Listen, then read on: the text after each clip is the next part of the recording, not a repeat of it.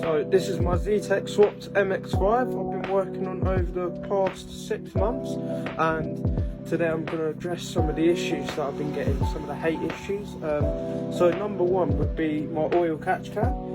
A lot of people's been saying, oh, that's laying down, that's going to piss oil out of the filter.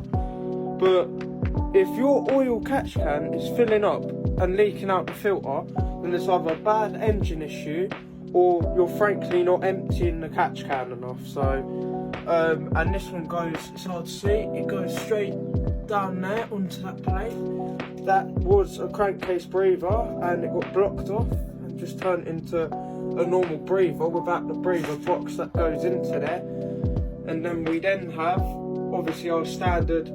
Another question I get asked is, why zetec-s in an mx5? So obviously, as I said earlier, I'm not chasing numbers. However, at the time I couldn't afford much. I bought this car as a rolling shell to get me back into MX5s. Originally it was going to get an MX5 lump in it, but I couldn't afford a decent one. So my mate had this sitting in the back of my garage, because he 1.7 Puma swapped his fez, and I said to him, how much do you want for it? He said, go on, you could have it for 50 quid. It is on 70k miles, so it has been serviced. It's got brand new belt, water pump, etc. So I went, yeah, and then from there I just started getting it in the bay, getting everything sorted, and once again it's just had a revamp. The next thing I want to go over is everyone's saying it was turbo. What happened to that? So I decided not to run turbo because at the moment I'm not running an ECU. To set these engines up to make decent power, you need a decent ECU. Now, if you're running just carbs and just a 4-branch manifold, it's fine to use the ignition module. However, obviously if you're going turbo, you need boost management, you need everything, to be honest. So, and for the safety of the engine, I decided I will be removing the turbo for now. Obviously when I do go ECU, the turbo will go back on eventually, but as for now, it's fine.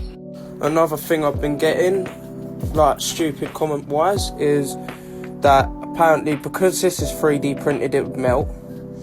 I don't see how that's happening because air gets drawn in the front. I'm going to have a half radiator, probably this side actually, and why would it melt when it's intake side? Exhaust manifold's all the way over there.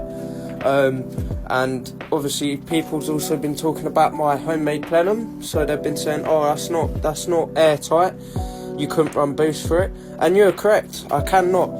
The sheer reason I built that is to help with the Venturi effect when air's going in. Obviously it's not airtight, it just slides over the trumpets, but as you can see it does help with the Venturi effect quite a lot. But I'm not chasing numbers, so it doesn't really matter to me. Another thing, people are asking when the engine mounts are getting done. So the engine mounts will be getting done when my dad surely has the time to. Because personally, I don't weld. At least I can't weld very well. And there is a lot of custom fabrication involved to get this engine to fit in this car. So obviously I've got the engine mounts and I've got the metal, but I want to do some sort of tubular engine mount system. So obviously things like that doesn't happen overnight, so